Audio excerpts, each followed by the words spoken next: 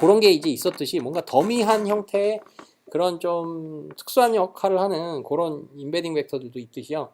여기서는 이제 문장을 뭔가 우리는 어떤 문장도 보고 싶지 않다라고 하면 저희가 어텐션이 기본적으로는 어떤 상황이든 합이 1인 형태의 벡터를 만들어내잖아요. 그러니까 그 아무것도 우리가 보고 싶지 않을 때는 보고 싶지 않을 때를 대비를 해서 뭘 만드냐? 이 밸류 쪽에다가는 이제 영인 벡터를 할당을 해놓고요. 이쪽에는 뭔가 약간 엉크 같은 뭔가 약간 그런 특수한 형태의 어떤 그 키로서의 역할을 하는, 나는 아무것도 찾고 싶지 않아라는 어떤 그런 의미를 가지는 키의 역할을 하는 벡터를 여기다 하나 놓는 겁니다. 그러면 뭔가 여기서 나는 답이야. 이게 나는 답이고 나는 지금 네가 나를 질문으로 생각을 해도 나는 답이야. 그리고 나는 키는 아무 키도 안 갖고 있어. 혹은 아무것도 찾지 말아달라는 키를 갖고 있다라고 한다면, 네, 그게 저희가 세팅해 놓은 어떤 아무것도 아닌 문장, 그러니까 없는 empty 문장에서 이제 매칭이 제일 세게 나타나겠죠. 그 다음에 그거에 해당하는 value는 저희가 0으로 세팅을 해놨기 때문에 여기서 최종적으로는 value의 attention weighted 벡터가 싹 다 0인 형태로 나올 수가 있게 됩니다. 네, 그런 식으로 해갖고 이 답을 그래도 유지를 시켜줄 수 있는 뭔가 이런 구조를 좀 만들어 놓게 됐습니다. 네, 뭐 그렇게 작동이 되고 이게 이제 합 혹은 이거를 이제 합이 여러 개가 지원이 되는 걸 이제 멀티 합이라고 하는 형태로 부르게 됩니다. 네, 그래서 이제 요게 이제 메모리 네트워크라는 게 되고요. 그 다음엔 여기서 굳이 이제 엔드 투 엔드라는 말이 붙었습니다. 엔드 투 엔드. 이 엔드 투 엔드는요, 이게 뭐냐면 이게 메모리 네트워크가 가장 초창기 버전은 이게 엔드 투 엔드가 아니었고요. 그 다음에 이제 나온 게 이제 엔드 투 엔드 버전인데, 이제 엔드 투 엔드가 아닌 버전은 이제 어떤 차이가 있냐 하면요. 이게 이런 겁니다. 그러니까 이 퀘스천이 들어왔을 때 저희가 예를 들면 아까 여기서 네, who gave the cake 뭐 하여튼 이거 그러면 이 프레드 그다음에 케이크 그다음에 요 문장을 저희가 이 답을 위해서는 봐야 되는 거를 알고 있잖아요. 그러면 이 해당 답을 찾아야 되는 어떤 그 문장이 뭔지에 대한 그 정보도 저희가 그라운드 트루스로 갖고 있을 수가 있게 됩니다. 네. 그리고 참고로 이 바비 태스크라는 것은요. 자, 이 태스크는요. 이 데이터셋이 기본적으로 페이스북이 이 데이터셋을 어떻게 이제 수집을 했느냐 아니면 이거를 만들었느냐의 측면에서 보면 이거는 가상의 데이터입니다. 가상의 데이터. 네, 그래서 이거는 실제로 존재하는 데이터는 아닙니다. 뭐 저희가 보고 있으니까 사실 실제로 존재하는 거 아니냐, 네, 그거 맞는데 페이스북이 이러한 태스크를 뭐 사람들로 하여금 한번 풀어보도록 뭔가 챌린지를 좀 그런 거를 만들고자 이 데이터를 뭔가 이 데이터를 짜는 코드를 짜서요. 이 데이터를 그런 코드에 의해서 생성을 한 그런 데이터입니다. 그래서 이게 보시면 기본적으로 이런 겁니다. gave, 그 다음에 글쎄요. 아까 went라는 단어도 있을 수 있고, was in the kitchen, 이러면 장소에 해당하는 것들도 쭉 좀 정의를 해놓고요. 그 프로그램 상에서. 그래서 얘네들을 적절히 조합을 해갖고 랜덤하게 이렇게 붙여갖고 조합을 만드는 겁니다. 그래서 지문도 그렇게 랜덤하게 조합으로 만들고, 근데 그 조합을 만들 때에 저희가 거기서 이제 뽑아낼 수 있는 질문과 해당 답을 저희가 알 수 있도록 뭔가 이 조합을 해서 이 지문을 만들어내게 되는 거예요. 네, 그런 식으로 해갖고 이런 것들이 이제 그런 어떤 신테릭 데이터입니다. 그러니까 가상의 만든 데이터고요. 네. 그러면 그렇게 가상의 데이터를 만들었다면 여기서는 저희가 어떤 문장에서 답을 찾아야 되는지도 저희가 프로그램을 질문과 역시 답을 생성할 것을 염두에 두고 이런 데이터를 생성을 했기 때문에 이제 답이 어디에 있는 문장인지도 알고요. 그 다음에 이게 아까 합이 필요하다라고 하면 이 합을 어디서 어디로 점프를 하고, 그러니까 순차적으로 이 문장 이런 순서대로 점프를 해야 된다는 것도 얘는 다 알고 있습니다. 왜냐하면 얘를 만든 어떤 신이라고 할까요? 그러니까 이걸 만든 사람이 나고 여기에 있는 모든 로직을 내가 설계를 했기 때문에. 그래서 그 정보를 만약에 알고 있다면 그거를 저희가 여기서 이 어텐션 벡터에 직접적으로 이제 슈퍼비전을 걸 수가 있게 됩니다. 네, 그래서 저희가 일반적으로 그 이미지 캡션에서 쓰는 어텐션 모델에서는 그때 이제 말씀드렸던 것처럼 어떤 단어를 생성을 해야 될 때 어디를 봐야 되느냐, 그거를 저희가 직접적으로 슈퍼바이즈를 하지는 않았습니다. 그렇죠? 그 순수하게 그 이제 답을 맞추는데 이제 내부적으로 그 어텐션이 쓰이고 그 어텐션이 그러면 어떻게 자체적으로 학습이 되어야 하는지 어떻게 그 어텐션이 동작이 되어야 되는지가 알아서 걔가 다 배우는 게 되고요. 근데 거꾸로 또 다른 어떤 경우에는 이거 어텐션을 어디에 걸어야 될지를 뭔가 알고 있다면 그거 자체를 또 슈퍼바이즈를 할 수가 있게 됩니다. 그러면 이런 경우는 이제 로스가 어디서 발생이 되느냐 하면 여기서 최종적으로 답이 이제 뭐 키친을 해야 되는데 예를 들면 베드룸을 냈다. 그러면 그 단어가 틀린 거 거기서 발생된 로스가 여기서 이제 그레이디언트가 흘러오고요. 그 다음엔 이쪽에서 이제 답이 제대로 된 문장을 보지를 못했다. 네. 그렇게 되면 여기서 또 로스가 또 걸리게 되는 겁니다. 그러니까 총 5개 문장 중에 두 번째 문장에 해당 답이 있는데 나는 그걸 알고 있는데요. 그러면 이제 01000이라고 하는 이제 이런 형태의 어텐션 벡터가 이상적으로 나와줘야 되는데요. 왜냐하면 두 번째 문장에 100% 어텐션을 걸어야 되니까. 네, 그 키를 기준으로 봤을 때 그 내적한 그리고 그 다음에 소프트맥스한 값이 이런 벡터로 나와야 되는데 여기서 나온 소프트맥스 벡터가 뭐 예를 들면 뭐 0.2, 0.1, 0.7, 00 뭐 이런 식으로 나왔다. 그러면 이게 뭐 충분히 나올 법한 소프트맥스 벡터죠. 그러면 이게 이 두 개의 벡터 간의 차이에 의해서 로스가 또 발생이 되는 겁니다. 네, 그러면 그 로스는 바로 이 뒤쪽에서 그러니까 결국 백프랍은 저희가 그 네트워크의 방향을 결국 거슬러 올라가기 때문에 그래서 쭉 거슬러 올라가면서 훑으면 이제 결국 여기에 있는 인베딩 벡터 혹은 트랜스포메이션과 그 트랜스포메이션 레이어가 이제 그 학습이 좀 되게 되겠죠. 그러니까 일단은 최소한 키 측면에서는 제대로 네가 키를 찾아야 된다라고 하는 게 직접적으로 이 단에서 여기 단에서 이제 슈퍼바이즈가 되는 겁니다. 네.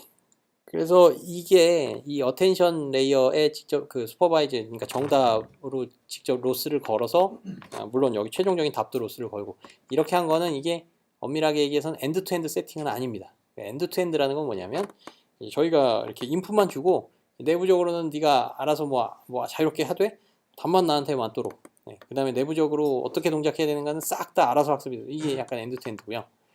그 다음에 이제 이거 같은 경우는 중간 단위에서 저희가 한 번 더 간섭을 좀 더 해준 거잖아요. 중간에 네가 이렇게 할 게 아니라 이렇게 해야 돼 라고 이렇게 중간 단계에서 또 가르쳐 주는 뭔가 좀 간섭을 한 게 되니까 뭔가 처음과 끝에만 저희가 뭔가 이렇게 하는 게 아니기 때문에 이거는 이제 엔드투엔드가 아닌 형태의 메모리 네트워크가 있었고 그 다음에 그 어떤 어텐션을 이게 뭐 그라운드 트루스를 있음에도 불구하고 이걸 이제 안 쓰고 얘만 썼을 때도 이게 충분히 학습이 된다. 그리고 성능이 오히려 뭐 그거만큼 못지않게 나오거나 혹은 그거보다 더 잘 나온다. 약간 이런 게 이제 요 엔드 투 엔드 어텐션 모델의 어떤 좀 그렇게 됩니다. 네, 그래서 이게 하여튼 어텐션 저기 메모리 네트워크의 전반적인 오버뷰가 됩니다. 지난 얘기긴 한데 네. 다시 돌아가서 네. 그 센텐스 그 메모리 방금 다음 네. 페이지에 네. 그 간격은 네네. 센텐스 입력이 인베딩 설명 변환한 다음에 그 가장 유사한 애 중에 하나를 골랐기 때문에 간격이 발생을 한 것 같은데 이게 맞으려면 트레인한 훈련 셋이 아웃풋 그 메모리 전체에 다 한 문장당 하나씩 압축이 없이 일렬로 늘어나 있어야 되는 것 같은데 그게 맞는 거예요? 그러니까 이제 그 말은 이제 문장 벡터로서 쓰일 애들을 뭔가 100개면 100개로 딱 고정을 시켜놓고 네. 그 다음에 어떤 문장이 들어왔을 때 그 100개 중에서 가장 그래도 비슷해 보이는 개를 쓰겠다라는 말씀이세요? 네, 그게 맞는 건지 제가 여쭤보는. 그러니까 이거는 그렇게 보여요, 사실. 캐시도 뭐 그렇게 뭐 메모리라는 것도 그렇고 그렇게 보이는데 제가 알기로는 그렇지는 않은 것 같아요. 네. 아까 제가 말씀드린 그런 프로세스를 따르는 걸로 저는 알고 있거든요. 네. 네. 뭐 좀 여러 가지 뭐 좀 군데군데 제가 뭐 또 좀 잘못 설명한 부분들도 좀 있을 것 같습니다. 이 뭐 페이퍼의 전체적인 디테일을 제가 또 본 지가 좀 오래되기도 했고 그래서 하여튼 뭐 기본적인 어떤 구조나 전체적인 아이디어나 뭐 이런 뭐 합이라는 개념이라든가 키밸류 뭐 이런 것들 요소들 이런 것들은 사실 굉장히 또 많이 쓰이거든요. 또 이런 쪽에 좀 하이 레벨의 그런 어떤 추론이나 이런 거를 좀 시도를 하고자 하는 네트워크에서 이런 것들이 좀 많이 쓰이기 때문에 하여튼 그렇게 되게 됩니다. 그러면 그러면 여기까지 질문 없으시죠? 또 있으시면. 네, 그러면은요, 제가 뭔가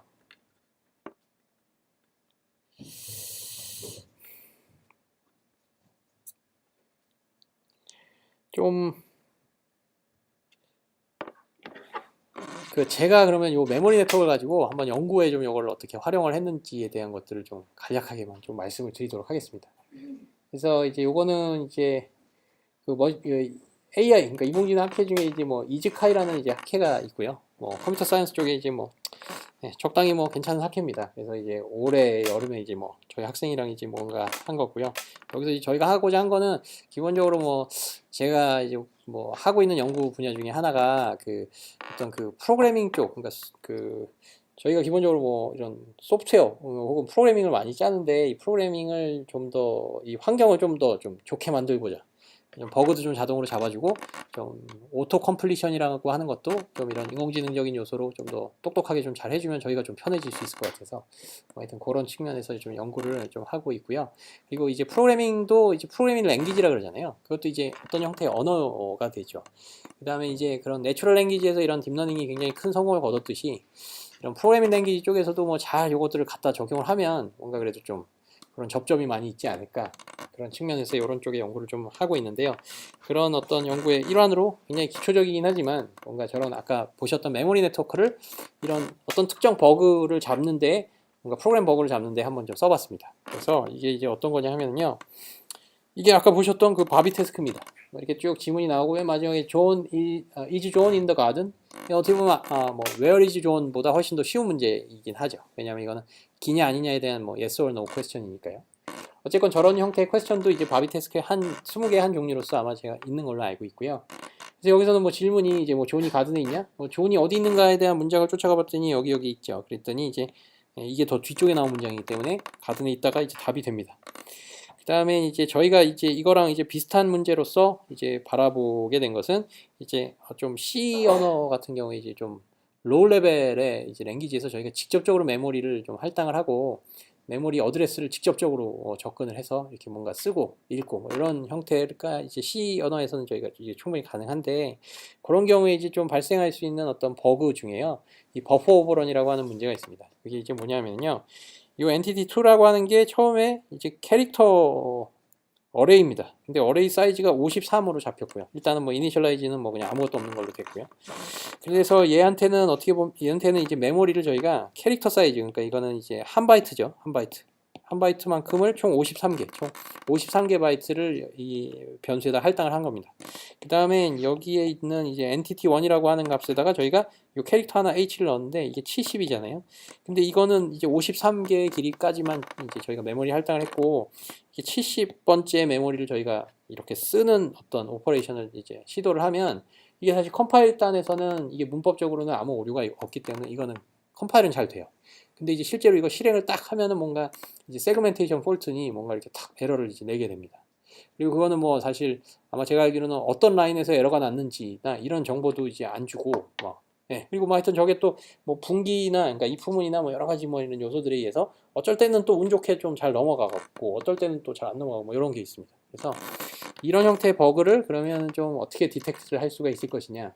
그리고 여기서 이제 저희가 한 이 버그가 있다 없다를 판단을 하는 요 6번째 라인이 이게 버그가 있다 없다를 판단을 하기 위해서는 지금 딱 요거를 해야 되는 겁니다. entity2가 할당된 메모리 사이즈, 얘가 할당된 메모리 사이즈를 그냥 비교를 해서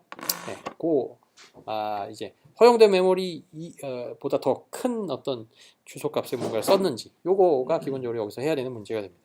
근데 보시면 이게 이런 식으로 뭐 이렇게 문장을 쪽쪽 이렇게 잘 쫓아가야 되는 이런 태스크가 이 바비 태스크에서 이제 필요했던 것처럼 이것도 역시 좀 비슷하다고 볼 수가 있고요. 이걸 그래서 저희는 어떻게 봤냐면 1번부터 5번까지 라인을 저희는 하나의 지문이라고 봤고요. 그 다음에 마지막 저희가 이제 버그가 있는지 없는지를 좀 그 질문에 대해서 답을 해주고 싶은 어떤 그 대상이 되는 그 라인을 질문에 해당하는 라인으로 봤습니다. 그래서 이제 요거를 그냥 자연어처럼 그냥 그대로 보고 그냥 요 메모리 네트워크를 그냥 적용을 한번 해봤습니다. 아까 보셨던. 네, 그 다음엔 이게 아까 합이라고 하는 개념을 이제 말씀을 드렸잖아요. 그래서 그 합이라는 개념이 여기서도 이제 등장을 할 수가 있게 되는데요. 이게 어떻게 등장을 하냐면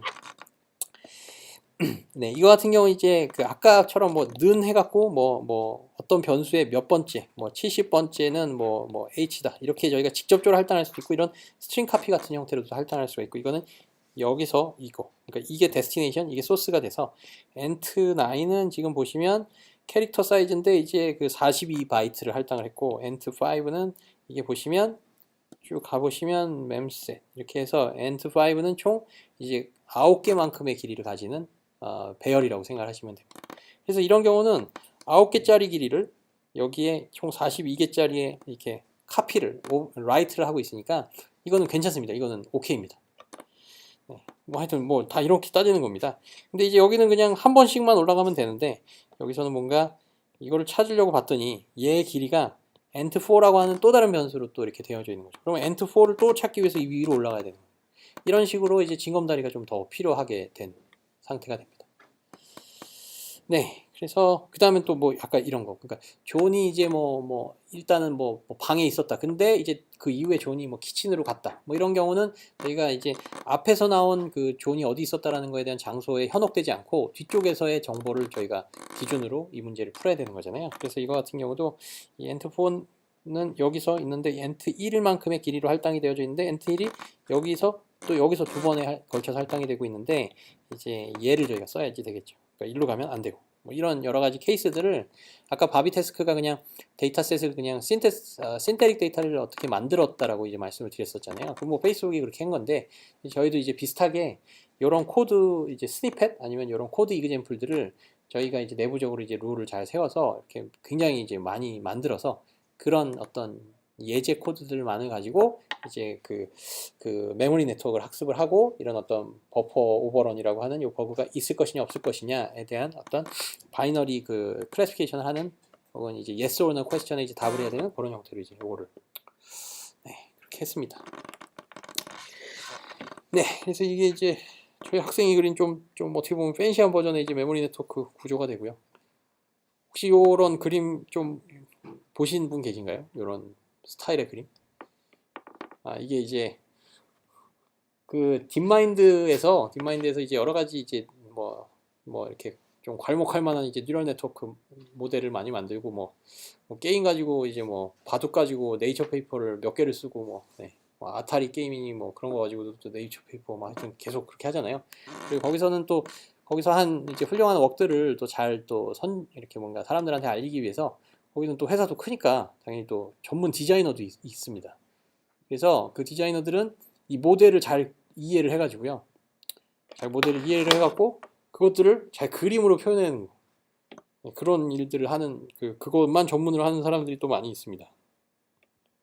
그러니까 딥마인드예요. 네. 그래서 이 보시면 뭐 그냥 재미삼아 그냥 보여드리면 디퍼런셜 뉴럴 컴퓨터라고 이것도 아마도 이것도 뭔가 네이처 페이퍼였던 걸로 기억을 하고요. 이 딥마인드에서 나온 페이퍼이고 네. 이 뭐 블로그가 있고요. 이 뭐 논문이 기본적으로 정식으로 있고 그다음엔 네. 요런 이제 좀 이쁜 그림으로 뭔가 네트워크를 좀 잘 표현을 했고요. 그 다음에 좀 뭔가 제가 보여드리려고 하던 구조는 이게 그림이 이게 좀 아니었는데, 네. 이런 거. 네. 이 그림 보고 저는 되게 굉장히 인상이 깊었는데, 이거 막 어떻게 또 막 움직이는데, 이게 좀, 네. 이 뭐 애니메이션으로 막 쿵짝쿵짝 하면서 뭐가 들어가고 또 나오고 막 이러거든요. 공장처럼. 그래서 뭔가, 네. 뉴럴넷을 뭔가 저런 식으로 막 좀 막 표현을 하고요. 네.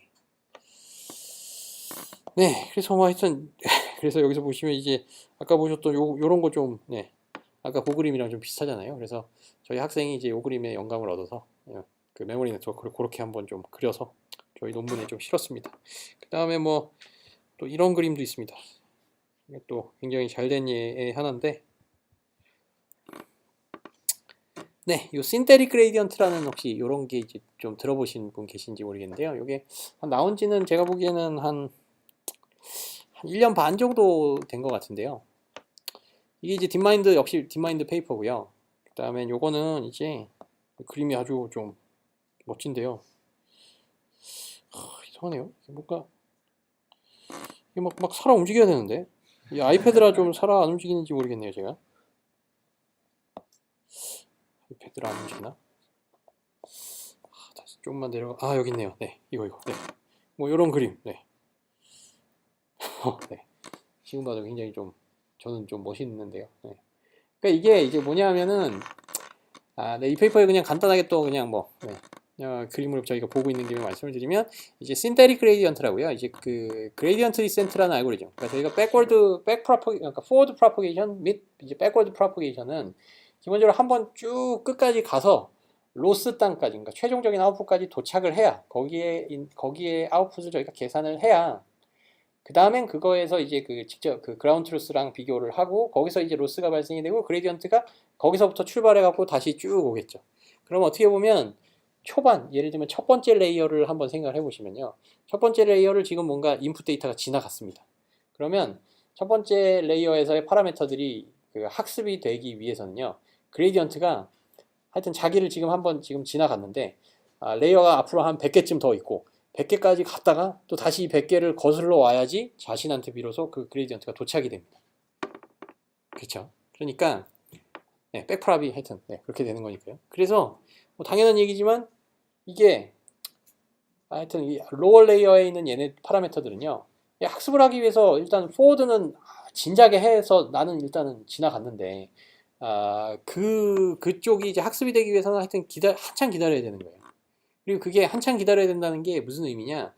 기본적으로는 패러렐라이즈가 안 된다는 겁니다. 지금 무슨 소리냐면 이제 저쪽에서 돌아오는 과정을 생각해 보시면 이제 그 아웃풋에 좀 더 가까웠던 레이어에서의 그레이디언트가 일단 구해져야 그 다음엔 하나 이제 그 로어 레이어의 그레이디언트가 구해지고 이 과정들은 시퀀셜하게 일어나지 이거가 패러렐라이즈가 전혀 되지가 않습니다. 뭐 당연히 그렇죠. 네. 그래서 이제 그거를 좀 이제 나름대로의 좀 휴리스틱을 가지고 뭔가 좀 해본 게 요 신테릭 그레이디언트 이게 되고요. 그다음에 그래서 뭔가 그레이디언트를 기다릴 필요 없이 뭔가 로어 레이어에서도 그레이디언트를 바로 이제 구해서 뭔가 그 패럴렐하게 이제 학습을 다 뭔가 동시에 할 수 있는. 그래서 뭐 GPU만 여러 개 있으면 장비만 이제 받쳐주면 뭔가 싹 다 패럴렐하게 이제 학습이 되어질 수 있는 형태로의 어떤 아이디어가 되게 되고요. 이건 그래서 그 아이디어를 그래서 말씀을 드리면요. 이게 이런 겁니다. 그러니까 포워드 단에 나를 일단 지나갔고 그 다음에 저 끝까지 갔다가 다시 자신한테까지 그 그레디언트가 돌아와야지 되는 거잖아요. 그래야지 자신한테 그 해당 그레디언트를 구할 수가 있는데 뭔가 이거를 포워드 단에서요. 지금 이 위쪽으로 올라가는 화살표가 있대. 지금 여기서 보시면 화살표가 여기서 쭉 강으로 넘겨줘서 그거긴 한데 이 옆으로도 화살표가 이렇게 가죠. 여기서 쭉 가되 위로 돌아가면 옆으로도 가요. 그래서 이 네모가 하는 역할이 뭐냐면요. 별도의 네트워크를 이렇게 브랜치 아웃을 시켜갖고 이쪽에 네트워크를 하나 더 넣어서 얘는 뭐냐면 저기까지 갔다가 오는 요 그레디언트를 예측을 하는 애가 됩니다. 예측. 그러니까 이 포워드만 해가지고 포워드를 쭉 보내고 저기까지 갔다가 돌아올 법한 그레디언트를 얘가 예측하는 그냥 MLP 혹은 풀리 커넥티드 뉴럴 넷이라고 생각하시면 됩니다. 그러면 저 갔다 올 필요 없이 얘한테 그 포워드를 주면 얘가 비록 프리딕티드 된 밸류이긴 하지만 바로 그레디언트를 주게 되죠.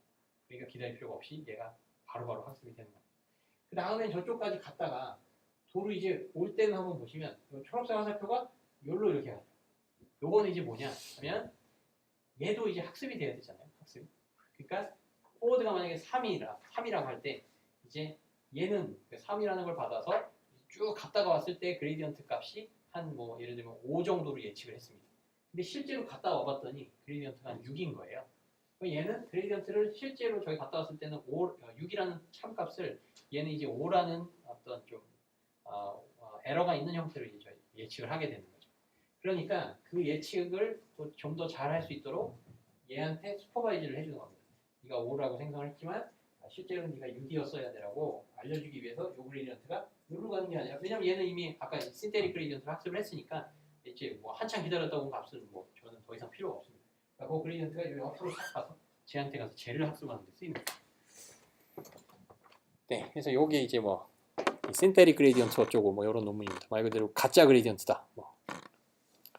네, 그래서 하여튼 뭐 요 그림이 좀 굉장히 인상 깊어서 요 그림 하나로 사실 여기에 메인 아이디어가 사실 다 설명이 됩니다. 이게 뭔가 그래서 좀 한 장의 그림이 이제 좀 뭔가 백문이 불여일견이라고요. 네. 또 그런 게 있고 또 이거 같은 경우는 사실 그림 한 장만으로도 표현이 되는 게 아니라 이런 이런 약간 이제 동적인 이제 애니메이션이 이제 이 네트워크의 구조를 또 잘 설명을 하고 있죠. 그래서 사실 지금 한 장의 애니메이티드된 어떤 피규어가 이제 네, 뭐 네, 백문이 불여일견이처럼 뭐 이렇게 됩니다. 네. 네.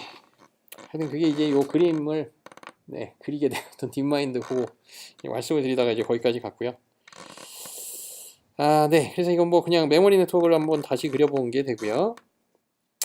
그래서 이제 이렇게 메모리 네트워크를 구성을 해서 아까 그 버퍼 오버런 문제를 풀었더니 저희가 레벨이 이제 서로 다름인 건 이거 난이도입니다. 그러니까 저희가 아까 그 합도 그렇고 이런 어떤 난이도별로 이렇게 좀 구성을 좀 달리 했는데 그런 이제 난이도별로 이제 데이터셋을 꾸며봤을 때 이게 기본적으로는 이제 시퀀스 투 시퀀스 그러니까 LSTM이나 그냥 그 시퀀스에서 여전히 또 적용될 수 있는 그런 CNN 기반의 이제 방법론들이 적용이 될 수도 있습니다. 그래서 그렇게 적용을 했을 때 나오는 어떤 네, 액큐러시들이 뭐 어느 정도 나쁘진 않았는데 이제 그런 합이나 좀 뭔가 뭐 이렇게 뛰어야 되는 것도 많고 아까처럼 이제 보지 말아야 될 때 그러니까 여기를 보는 대신 여기를 또 봐야 되는 뭐 이런 선후 관계도 또 좀 잘 파악을 해야 되고 그런 것들이 있을 때에는 이제 얘는 성능이 좀 많이 떨어지는데 이제 메모리 네트워크 기반으로 했더니 뭐 좀 일정한 좀 좋은 성능들이 유지가 되더라 뭐 이런 형태 연구를 이제 하게 됐고요. 그 다음에 이제 오리지널 메모리 네트워크 페이퍼에도 좀 이런 이제 퀄리테이티브의 결과, 그러니까 좀 정성적인 어떤 이런 예제의 결과가 있는데요. 네. 그거랑 이제 비슷하게 이제 그거를 이제 직접 보여드리진 않았지만 어쨌건 이제 좀 뭐 그런 거에 좀 착안을 해서 저희도 비슷한 어떤 스타일로의 결과를 뽑아본 게 이게 뭐냐면요. 이런 지문이 주어졌을 때 혹은 이런 코드가 주어졌을 때 이게 이제 저희가 이게 버퍼 오버런 혹은 버그가 있냐 없냐에 대한 문장이 되게 되고요. 이게 질문이 되는 거죠. 그러면 네, 그럼 뭐 요렇게 쫓아가고 또 요렇게 쫓아가고 그다음에 얘는 또 여기 있으니까 요렇게 쫓아가야 되는 요런 징검다리가 존재하게 됩니다. 그래서 이것들이 저희도 이제 멀티합 버전으로 이제 메모리 네트워크를 썼고요. 합을 뭐 3개를 구성을 했을 때 그 각 합당 저희가 그 아까 보셨던 그 키가 달라진다 그랬잖아요. Where is banana? 그다음에는 그 질문은 Where is 아까 존이었나요? Where is 존이라는 질문으로 그 질문이 바뀌면서 좀 더 답에 근접한 질문으로 바뀌어 가면서 그거의 키값들이 바뀌게 되고 역시 어떤 문장에 어텐션이 걸리느냐에 대한 그 가중치도 바뀌게 됩니다. 그랬더니 이게 그러니까 첫 번째 합에서의 어텐션 벡터입니다. 그러니까 거의 100이라고 나온 게 이게 굉장히 이제 극단적인 어텐션 벡터가 나오게 된 건데요. 그래서 첫 번째는 이제 이게 질문이었고요. 이 질문에서의 키인 첫 번째 키인 entity 3라는 거가 어디 있는가? 그래서 그거를 기준으로 봐야 될 문장을 찾더라. 두 번째 합에서는 entity 2를 기준으로 하는 요 두 번째 문장을 찾더라. 그 다음에 세 번째로 얘를 또 더 쫓아가야 되니까 세 번째 합에서는 얘를 또 쫓아가는 형태로 이거를 찾더라. 그래서 얘가 그래도 잘 쫓아가야 될 때를 그래도 잘 쫓아가고 있구나라는 것을 저 어텐션 레이어에서의 어텐션 웨이트 그것을 이제 봄으로써 그 다음에 이제 요거는 이제 뭐냐면요. 또 어떤 이제 분석을 했냐면 자 이게 이건 다 이게 지금 코드입니다. 그래서 자연어랑은 조금은 사실 좀 다른 특성이 많이 있습니다. 그러니까 이런 30이나 뭐 그 다음엔 이런 30은 숫자고요. 이건 또 변수고 이거 뭐 느는 좀 약간은 특수문자 뭐 어떤 특정한 역할을 하는 또 그거가 되고 캐릭터가 되고 뭐 세미콜론도 그렇고요. 그 다음에 보이드 뭐 인트 차 뭐 이런 어떤 또 특수한 역할을 하는 그런 이 프로그래밍 랭귀지라는 이 C에서의 정의된 어떤 특수한 문법에 따른 그런 키워드 타입들이 있습니다.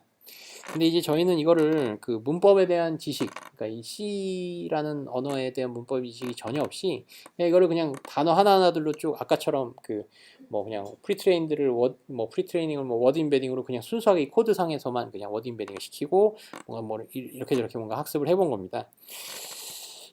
네, 그랬고 이제 중요한 게 요 30이나 이런 어떤 숫자에 해당하는 것들도요. 이게 기본적으로는 크기 비교를 해야 되는 태스크였고 그랬는데 저 숫자가 나왔으면 사실 저거는 그냥 뉴메리컬한 밸류, 그러니까 숫자로서 저희가 인식을 해야 되긴 하는데 저것도 그냥 좀 무식하긴 한데 저걸 그냥 단어로 그냥 저희는 인식을 했습니다. 그러니까 30이 나왔고 여기선 10이 나왔으면 이거는 어떤 숫자로가 아니라 30은 그냥 독립된 어떤 하나의 단어고 10도 그냥 독립된 하나의 단어입니다. 그래, 네? 마이너스 1도. 마이너스 1이요? 네. 마이너스 1은 아마 마이너스를 2랑 1을 따로따로 생각을 했을 겁니다. -5 같은 경우에 플러스 처리 등장을 잘 안 했을 것 같은데 처리가. 그러네요. 네. 그거 어떻게 했을까요? 저도 잘 모르겠네요. 좋은 질문이십니다. 네. 네. 이 데이터셋에서 저희가 그렇게, 그러니까 그런 좀 뭔가 복잡하다라고 이야기하긴 그런지 모르지만, 이제 그런 케이스들을 아마 안 넣었나 뭐 그랬을 것 같습니다. 그래서 1만 등장을. 네, 뭔가 그런 식으로. 네. 다만 이제 여기서의 이런 숫자들은 크기 비교를 이제 다양한 크기들에 대해서의 그 케이스들을 만들었고요. 그래서 뭐 네, 아까 이런 예제에서는 뭐 네, 쫓아가 봤더니 69랑 99를 비교를 해야 되는 태스크였고, 결국은 어떤 해당 숫자를 뽑고 그 숫자들의 크기 비교를 해야 되는 게 이 태스크의 가장 기본적인 어떤 좀 주된 태스크가 됩니다. 그래서 이제 그러니까 숫자 하나들을 저희가 다 따로따로 그냥 독립된 단어로 인베딩을 시켜봤고요. 그 다음엔 이 여기서 등장하는 딕셔너리가 뭐 보이드도 있고 뭐 펀도 있고 괄호도 열고 닫고 이런 게 하나하나 다 단어인데, 저희가 딕셔너리 상에서 이 메모리 네트워크를 통해서 이제 학습이 된 그 인베딩 벡터들, 그리고 그 인베딩 벡터들을 요 숫자들을 대상으로 요 숫자들이 어떤 인베딩 벡터들을 이제 학습을 했는지를 좀 뭔가 저희가 한번 들여다봤습니다. 그랬더니 네, 그래서 요 그림보다는 한번 요 그림을 좀 먼저 말씀을 드리는 게 좋을 것 같고, 요게 그러니까 숫자에 대한 인베딩 벡터가 됩니다. 그래서 이게 이제 그러니까 여러 단어들 중에 딕셔너리에 존재하는 여러 단어들 중에 저희가 숫자만 모았고요. 이게 숫자가 여기가 1이고 여기가 뭐 예를 들면 저희가 맥스 값인 뭔가 1000이라고 한다면 이렇게 됩니다. 네, 그 다음엔 요 1에 해당하는 인베딩 벡터가 요겁니다. 그러니까 좀 더 얇아야 되긴 하는데 요 한 줄, 요거 한 줄, 네, 이렇게 되는 겁니다. 그래서 뭐 저희가 보케블러리 사이즈가 뭐 한 만쯤 된다라고 하지만, 숫자만 딱 뽑았을 때는 숫자에 해당하는 어떤 보케블러리나 그런 거는 이제 총 1000개의 서로 다른 단어가 있는 셈이고, 그 다음에 걔네들을 뭐 한 128 디멘전으로 인베딩을 시켰다. 그럼 이게 하나하나가 128 벡터를 디멘전의 벡터를 나타내게 됩니다. 그랬더니 이제 흥미롭게도 이 128개의 디멘전 중에 어떤 한 디멘전을요, 이걸 아마 64 디멘전을 썼을 겁니다. 한 디멘전을 이런 식으로 인코딩 했습니다. 그러니까 이거는 이제 숫자를 컬러로 매핑을 시킨 어떤 그런 시각화의 예제인데, 값이 이제 작으면 이제 마이너스, 그리고 크면 이제 플러스로 그냥 컬러 매핑을 시킨 겁니다. 그랬더니 이 특정 디멘전, 한 디멘전에 이 숫자의 어떤 크기에 해당하는 값을 이런 식으로 쫙 이렇게 저장을 하는 형태로 이 인베딩 벡터를 얘가 학습을 하더라라는 것을 이제 알 수가 있었습니다. 네, 그래서 아마도 숫자들을 얘가 잘 뽑았으면 그 숫자들에서의 이 특정 디멘전 값이 크냐 작으냐를 기준으로 해서 저 이제 yes or no 퀘스천에 이제 답을 하게 됐을 겁니다.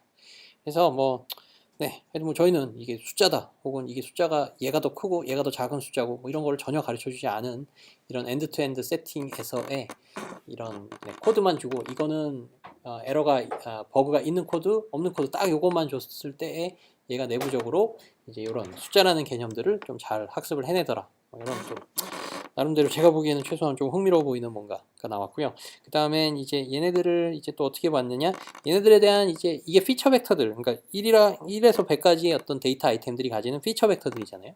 그러니까 이 피처 벡터들 간에 서로 코사인 시밀러리티라든가 아니면 유클리디안 디스턴스들을 요 벡터들 기준으로 구하면은요, 이제 다른 벡터들은 다 짜잘짜잘하게 이제 뭐 좀 그냥 랜덤하게 돼 있고, 이제 아마 요 값에 의해서 이제 페어와이즈 디스턴스나 코사인 시밀러리티가 이제 좀 약간 좌지우지가 됐을 거였고요. 그래서 이제 요 표현이 뭐냐면 이게 코사인 시밀러리티입니다. 그래서 여기서 1부터 100까지고요. 1000까지고 1부터 또 1000까지입니다. 그랬더니 이제 뭐 1과 1은 페어와이즈 디스턴스가 굉장히 높고 1과 1000은 페어와이즈 디스턴스 혹은 코사인 시밀러리티가 굉장히 작고, 네, 마찬가지로 이거는 이제 L2 디스턴스를 따졌을 때 1에서부터 1000, 1에서부터 1000까지 했더니 이제 이제 비슷한 숫자들은 굉장히 이제 저기 디스턴스가 작은 값으로 나왔고, 이제 클수록 이렇게 크게 나오더라. 그래서 이제 뭔가 네, 뭐 이런 또 결과를 얻게 됐고요.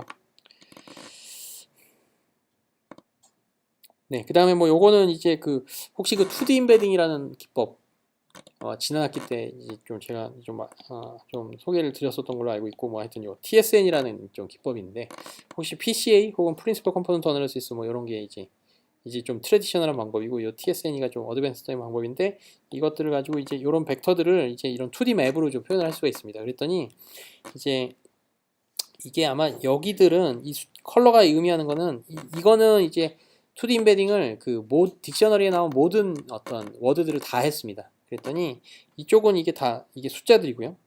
숫자들은 저희가 이렇게 까만색으로 인코딩을 하되 그 해당 값을 이 그레디언트이라 뭔가 컬러 값으로 그러니까 흐린 거에서 이제 까만 거로 이렇게 되는 걸로 이제 인코딩을 이렇게 해봤고, 이쪽은 뭔가 이게 아마 변수명들이었을 겁니다. 그 다음에 여기는 뭔가 그런 특정 키워드들 있잖아요. 뭐 보이드나 아까 뭐 인트, 차 뭐 이런 어떤 특정 역할을 수행하는 그런 키워드들이 여기에 싹 모이더라. 그래서 얘네들이 어떤 이런 워드들에 대한 어떤 그런 역할이라든가 특성들을 좀 잘 학습을 하더라. 뭐 이런 거를 좀 했습니다. 네.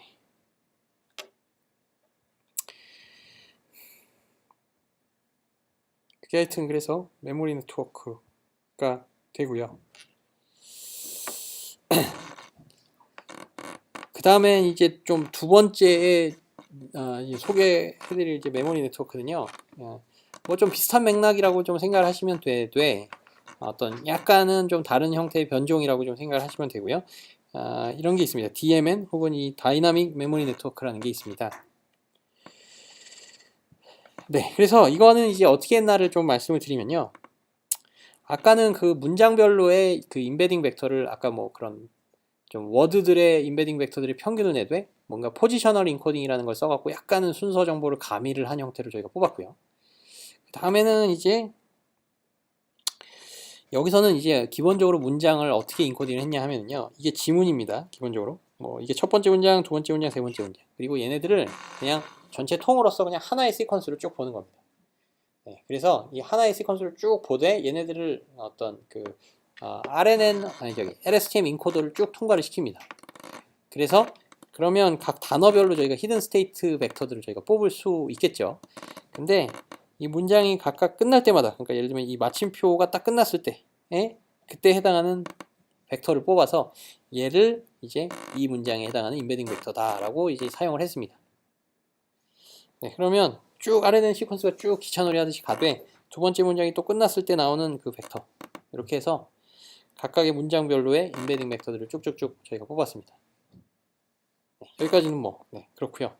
그 다음엔 역시 퀘스천도 역시 이게 아마 같은 LSTM 네트워크를 썼을 겁니다. 그래서 그 동일한 LSTM 네트워크를 써서 동일한 방식으로 퀘스천이 끝났을 때의 벡터를 저희가 추출을 해냈고요. 네, 그 다음엔 아까랑 비슷하게 이거를 뭘 하냐면 여기서는 이제 키밸류가 좀 따로 있지는 않는데요. 키밸류가 따로 있지는 않은데 자 여기서 이렇게 해서 요 각각의 문장 벡터들과요. 그러니까 여기도 문장 벡터 있고 여기도 문장 벡터 있으니까 요 벡터를 각 문장 벡터랑 이제 역시 마찬가지로 내적을 시키는 겁니다. 네, 내적을 시켜서 또 소프트맥스를 구하게 되는 거죠. 그렇게 되면 그 소프트맥스가 예를 들면 이게 where is 풋볼이니까요. 풋볼이니까 이제 메리가 또 풋볼 돼요 라는 문장에서 가중치가 어느 정도 좀 많이 걸렸고요. 그 다음에 존 put down the 풋볼이라는 또 문장에서 또 가중치가 많이 걸렸는데 네, 요거는 그러니까 아직 노멀라이즈가 안 된 거. 네, 이거는 그러니까 이제 기본적으로는 이게 이 어텐션을 쓸 때요. 좀 두 가지 방식이 있습니다. 하나는 이제 어떤 전체를 종합하기 위해서 쓰는 이제 그러니까 그 소프트맥스를 써서 뽑는 이제 썸2원의 어텐션이 있고요. 그 다음엔 이 경우는 이제 뭔가 게이팅이라는 요소, 그러니까 저희가 포겟 게이트나 이런 거 배우셨듯이 이제 각각의 이제 그 코사인 시밀러리티나 아니면 이너 프로덕트를 구한 다음에 그걸 이제 시그모이드를 통과를 시켜서 나오는 확률값. 그래서 확률값이 80%다. 그러면 그 어떤 해당 벡터에다 0.8을 곱하면 그 포겟 게이트처럼 20%를 저희가 버린다는 이야기가 되고 0.3이 나왔다 그러면 70% 버리고 30%만 킵하겠다라는 이야기가 되잖아요. 네, 그런 식으로 하는 겁니다. 그래서 나온 값이 이 어떤 시그모이드에서 나온 값이 이렇게 되고요. 네, 그 다음엔 이 값을 저희가 어떻게 하냐, 이 문장 벡터에다가요 다시 이렇게 좀 곱해주는 겁니다. 다시 이렇게 다시 곱해져서 마치 이 벡터와 얘가 그러니까 내적이 돼서 뭔가 게이팅이 그러니까 얼마만큼 포겟 게이트처럼 뭔가 이제 시그모이드 아웃풋이 구해졌고 그 다음에 여기다가 그 웨이트가 곱해진 벡터가 이렇게 여기 적용이 되는 겁니다. 그러면 문장별로의 벡터가 거의 이제 확률이 뭔가 0이 나왔다라고 한다면 이게 포겟 게이트가 100%다 버려야 되겠다. 그러면 이 문장은 싹 다 여기 0으로 되고요. 그런 식으로 해서 어떤 포겟 게이트가 한번 적용된 형태로 문장 벡터 나오고 그거를 한번 다시금 이제 LSTM을 쭉 한번 거쳐서 이게 첫 번째 합입니다. 첫 번째 합에서 이제 쓰이는 LSTM을 또 걔 어떤 네트워크 파라미터들을 학습을 해서 뭔가 네, 답에 해당하는 좀 뭔가 이런 걸 좀 뽑아내고 그 다음에 여기서도 뭔가 합이라는 개념이 있어서 두 번째로 또 올라가서 뭔가 이게 좀 진짜 답일 수도 있고 아니면 이게 징검다리 퀘스천이다. 그러니까 멀티합을 요구하는 퀘스천이면 이거를 또 다시 내적을 또 걸어갖고 또 문장과의 그 시밀러리티를 구해서 필터링을 해준 후 또 LSTM을 한 번 더 통과시켜서 최종적인 답을 구하는 약간은 이런 형태로 이 네트워크를 구성을 한 게 다이나믹 메모리 네트워크입니다. 아까랑 이제 큰 아이디어는 이제 비슷하고요. 어떤 세부적으로 이제 어떻게 그 구체적인 요 이제 기능들을 어떻게 구현했는가에 대해서만 조금은 차이가 있는 형태로 좀 생각을 하시면 될 것 같고요. 네, 아니 그래서 시간이 좀 돼서 오늘 여기까지 그러면 또 하고요.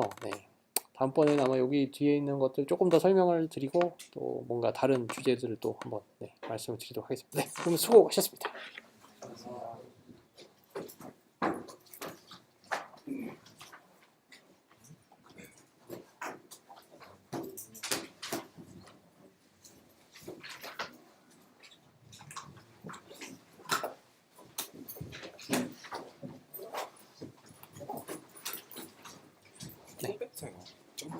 점프한다고 했잖아요. 네. 이 벡터 인풋이랑 아웃풋 키밸류 벡터를 다 동일한 걸 쓴다고 했잖아요. 다 동일한 걸 쓰는데 이제 문장이 들어가서 문장 단위로 점프 찐 다음에 답이 틀렸어요. 틀렸을 때 이제 벡터를 학습을 시킬 때 이 중간 단계들 어떻게 학습시키는 거예요? 이게 결국 이 화살표를 거꾸로 이렇게 쫓아가는 건데요. 여기서 이게 로스가 이게 답이 틀렸다 이게 넘어오면 이제 일단 이쪽이 1차적으로 이게 덧셈이니까 덧셈의 게이트는 이제 그레이디언트가 이렇게 복사가 되거든요. 그러니까 그레이디언트가 이쪽으로도 흐르고 이제 이쪽으로도 흐르게 됩니다. 그러니까 약간은 이쪽과 이쪽에 그러니까 동일한 정도로 뭔가 좀 잘못을 묻는 거죠. 그러면 이쪽은 이쪽대로 학습이 이제 되고요. 근데 이 문장에서 일로 띈 거가 잘못됐는지 여기가 이게 잘못됐는지는 모르는 형태로 그냥 학습이 돼요. 네, 그렇죠. 그게 이제 다 그 백프랍 및 여기서의 그 코에피션트 해당 코에피션트들이 이렇게 곱해지면서 뭔가 그 백프랍이 되면서 네, 그렇죠. 그러니까 어텐션도 사실 비슷하거든요. 어텐션을 잘했는지 아니면 어텐션은 잘했는데 그 뒷부분에서 뭘 좀 잘못했는지. 그렇죠. 네, 이건 사실 모르는 건데 뭐 하여튼 전체적으로 이런 그레이디언트 디센트 그리고 백프랍에서의 그런 것들에 의해서 전체적으로 하여튼 종합적으로 다 적절히 잘 학습이 되더라. 뭐 약간 이런 게 엔드 투 엔드 러닝의 그런 아이디어인데. 네, 그렇습니다. 네.